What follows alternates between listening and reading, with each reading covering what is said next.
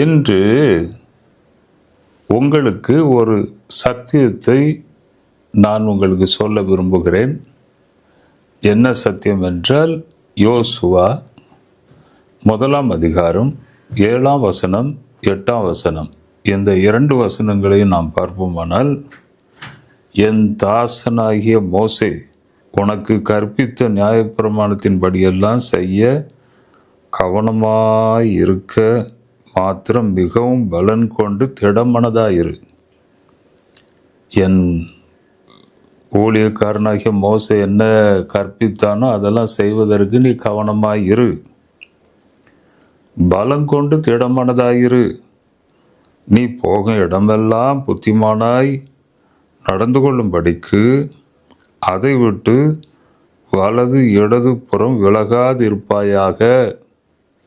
நியாய பிரமாணம், மோசையின் மூலமாக கொடுக்கப்பட்ட நியாய பிரமாணம் எத்தனை நாட்கள்? 40 நாட்கள் இரவும் பகலும் ஒன்றும் புசியாமல் அங்கே சீனாய் மலையிலே உட்கார்ந்து தேவனுடைய சந்நிதியில் உட்கார்ந்து தேவ வார்த்தையை பெற்று கரெக்டாக ஜனங்களுக்கு கொண்டு வந்த ஒரு பெரிய தீர்க்கதரிசி மோசே. அதை சொல்லி ஆண்டவர் சொல்ல, நீ பலம் கொண்டு திடமனதாயிரு. தேவன் சொல்லும்போது பாருங்க, 7 வசனத்திலே என் தாசனாகிய மோசே. 1 அதிகாரம் 8 வசனத்தில், இந்த நியாயப்பிரமாண புஸ்தகம் உன் வாயை விட்டு பிரியாது இருப்பதாக, இதில் எழுதியிருக்கிறவர்களின் படியெல்லாம் நீ செய்ய கவனமாய் இருந்து இரவும் பகலும் அதை தியானித்து கொண்டிருப்பாயாக. அப்பொழுது நீ உன் வழியை வாய்க்க பண்ணுவாய், அப்பொழுது புத்திமானாய் நடந்து கொள்வாய். நீ போகும் இடமெல்லாம் புத்திமானாய் நடந்து கொள்ளும்படிக்கு 7 வசனத்திலையும் அதற்கு 8 வசனத்தில் இருக்கு. நீ புத்திமானாய் நடந்து கொள்ளும்படிக்கு என் தாசனாகிய மோசே. எவ்வளோ அழகான ஒரு வார்த்தை, என் தாசனாகிய மோசே. தெலுங்கு பைபிளில் என்ன எழுதப்பட்டிருக்கிறது என்றால், என் ஊழியக்காரனாகிய மோசே. அப்போ ஒரு நபரை பார்த்து நீ என் ஊழியக்காரனாகிய, நீ என் ஊழியக்காரன், ஊழியக்காரனாகிய இந்த ஜட்சன் ஆபிரகாம், ஊழியக்காரனாகிய இந்த நபர். எத்தனையோ பேர் ஊழியம் செய்கிறாங்க. ஊழியத்தில் பல வகைகள் உண்டு. 5 வகையான ஊழியங்கள் உண்டு. எல்லா ஊழியமும் கனம் பெற்ற ஊழியங்கள் தான். எதையும் எடுத்து பக்கத்தில் வைக்க முடியாது, இது வேண்டாம் என்று. எல்லாம் வேண்டிய ஊழியங்கள் தான். அப்போ ஒரு நபரை பார்த்து, ஊழியம் செய்கிற நபரை பார்த்து தேவன், நீ என் ஊழியக்காரன் அப்பா, நீ என் தாசன் நீ சொன்னா எவ்வளோ பெரிய ஒரு காரியம் பாருங்க.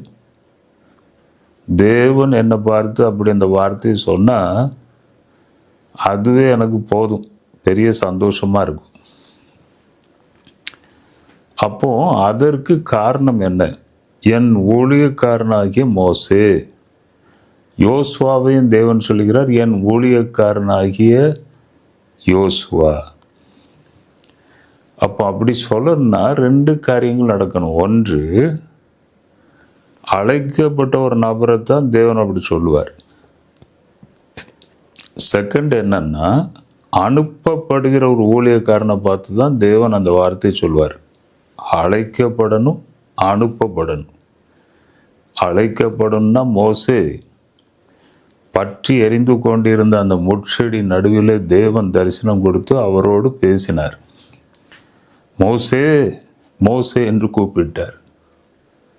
அதன் பிறகு என்ன சொன்னார்? மோசே, நீ பார்வோன் இடத்திற்கு போகணும்ப்பா, அங்கே உன்னை அனுப்ப போகிறேன். என் மக்கள் அங்கே கடும்பாடுபடுறாங்க, கஷ்டத்தில் இருக்கிறாங்க, கட்டுகளுக்குள்ளே இருக்கிறாங்க, அடிமைத்தனத்தில் இருக்கிறாங்க. அங்கே உன்னை அனுப்ப, நீ போய் அவர்களை வெளியே கொண்டு வந்து கனான் தேசத்திற்கு அவர்களை கொண்டு செல்ல வேண்டும்.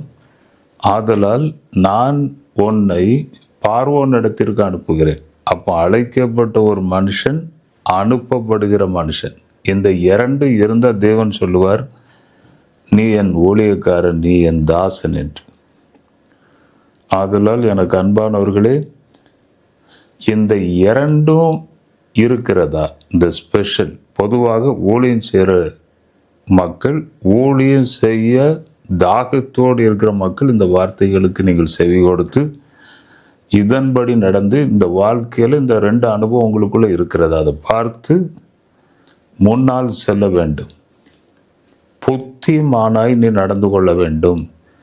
ஒரு ஊழியம் செய்கிற ஒரு நபர் கண்டிப்பாக புத்திமானாய் நடந்து கொள்ள வேண்டும் என்பதை அறிய வேண்டும். அதை பற்றி நான் அடுத்த வீடியோவில் நான் சொல்லுகிறேன். இந்த வீடியோவில் என் தாசனாகிய மோசே, என் ஊழியக்காரனாகிய என் மோசே, இந்த வார்த்தையை தேவன் சொல்வதற்கு இந்த 2 தகுதிகள். நாமும் கூட அழைப்பு பெற்று தேவன் எங்கே போக சொல்லுகிறாரோ அங்கே போய் தேவனுக்காக பெரிய காரியங்களை சாதிக்க வேண்டும். யோசுவா இடத்துல அதைத்தான் தேவன் சொல்கிறார், பலங்கொண்டு திடமனதாயிரு, கலங்காதே திகையாதே, நான் உன்னோடு கூட இருக்கிற. நியாய பிரமாணத்தை மாத்திரம் கரெக்டாக பார்த்துக்க. இடதுபுறம் வலதுபுறம் அங்கேயும் இங்கேயும் போயிடாத. கரெக்டாக அதை தியானித்து முன்னால் செய்தா கண்டிப்பாக நீ புத்திமானாய் நடந்து கொள்வாய். உன் வழிகளெல்லாம் வாய்க்கும் என்று தேவன் சொல்கிறார். ஆதலால் எனக்கு அன்பானவர்களே, இந்த வசனத்தை நாம் கேட்டு இதை கை கொண்டு இதிலிருந்து சில காரியங்களை கற்றுக்கொள்ள வேண்டும். அதற்காக தான் நான் உங்களுக்கு சொல்லுகிறேன். சின்ன ஜெபம் ஒன்று செய்கிறேன். சுவாமி, இதை கேட்ட ஒவ்வொரு பிள்ளைகளின் ஆசீர்வதியும் தேவ கிருபை அவர்களை சூழ்ந்து கொள்ளட்டும். உங்களுடைய அழைப்பை பெற்று அனுப்பப்பட்ட ஒரு நபராக முன் செல்ல நீர் கிருபை செய்யும். அந்த பிள்ளைகளை ஆசீர்வதியும். இப்பொழுது உம்முடைய கரம் அவர்கள் மேல் வரட்டு, வழி நடத்தும் சுவாமி.